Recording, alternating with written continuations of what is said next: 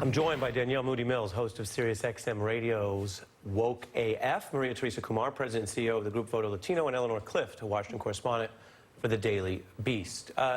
Thanks to each of you for joining me. I want to start with something slightly different, which is not to ask a question which frames this, but starting with Eleanor, given what we just saw, which was a lot, what are we supposed to do from here? What's on your mind? What do you think people should be doing with all of this?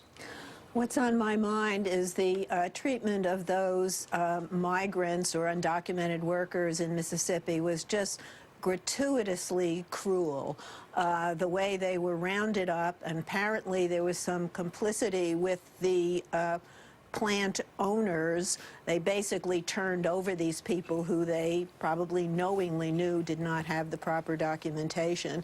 These are people who were doing the hardest and the lowliest of work. They're picking apart chicken parts in a processing plant, the job very few people are willing to do or want to do. They're hardworking, they're law-abiding, and to pull them away, and as you said in your introductory remarks, you know, leaving children waiting in daycare centers and so forth. Almost half of them have been released. They'll have future court dates. But this is, you know, this is not about the rule of law, as the Republican governor in that state said.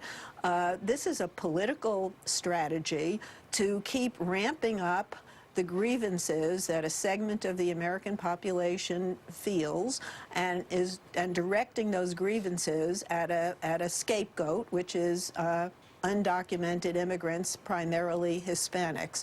And if we're in for this for 15 months, I want to believe it won't work, but it really terrifies me. It pits one America against another America, and the America that Donald Trump is perpetrating because of a quirk in the Electoral College.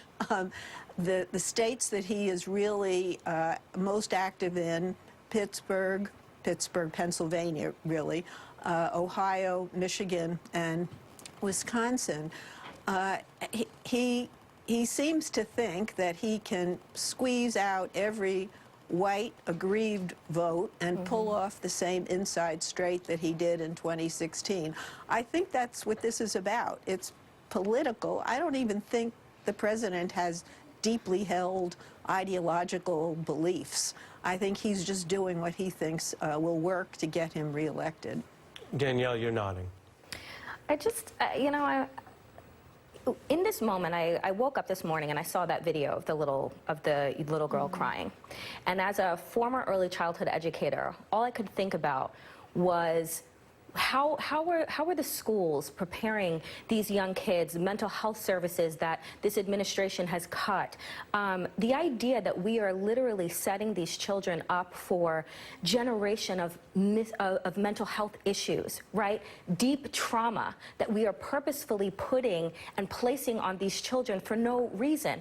If we really cared about an immigration system and trying to find a way for people to come to this country legally, why aren't we rounding up the owners of the factories that are knowingly hiring cheap labor? Why aren't they the ones that are being prosecuted? Why aren't they the ones that are being held accountable? Because if there weren't jobs that they were opening up, much like Trump did at Mar-a-Lago and his other facilities around this country and around the world, then you would stave off part of the desire for people to want to come here. Well, we never hold them accountable. We never hold the owners accountable.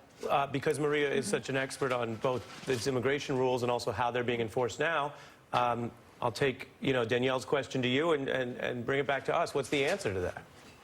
Absolutely. I think the biggest challenge, and this is where I would say the Democrats have actually missed the boat, is that the people that are complicit in making sure that these individuals have jobs are the companies, and the companies oftentimes will actually call in the ICE raids right before they have to do a paycheck to ensure that they don't have to do benefits. If there is any sense that these individuals are going to do collective bargaining or trying to unionize, they are complicit. And until we recognize that we are going after the most vulnerable, the ones that don't have a voice but that help put food on our table, then we can't have an honest conversation.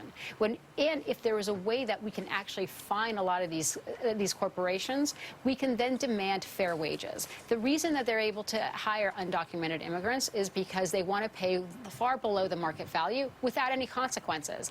And all they care about is the bottom line. So we have to make sure that we are pushing back, and this is an opportunity for both the Republicans to come to the table and the Democrats to come to the table. But let's be clear, Ari, what the president is doing is that he's trying to say that he had nothing to do with this rhetoric, but it's his policies that are going strictly after the Latino community, regardless if they are citizens or not. He tries to do the dog whistles, like I'm going after undocumented immigrants, but yet we find individuals who are U.S. citizens caught up in a system in ICE detention for weeks until they're able to get publicity. When you talk about why is there a citizenship question, it's to disenfranchise American Latinos. When you talk about wanting to create a denaturalization task force, every single person right now who's of Latino descent or even has a shade of brown is at risk, and we need the American public to be as outraged as we are. The fact that there's an 11-year-old girl crying, asking the government to please show some heart, that should take to the sphere of what we're talking about in this moment, that we have to make sure not only are we protecting these children,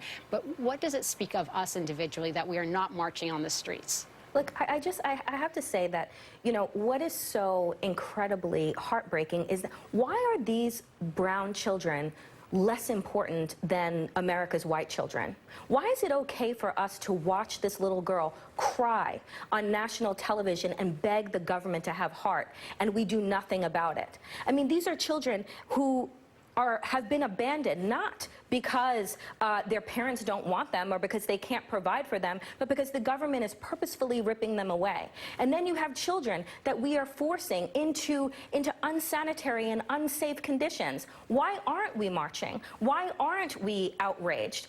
The idea that this administration wants to say flippantly that they had no idea, oh, it's just a coincidence that after 2 mass shootings within 13 hours of each other, that then the president today, this administration, decides to have one of the biggest sweeps in history, and we're supposed to believe that it wasn't a 1-2 punch, that he wasn't trying to send a message to the Latino community?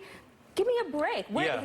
How stupid does he think that we are not to be able to connect the dots of what this administration is trying to do? And we picked our words carefully on that, Eleanor, and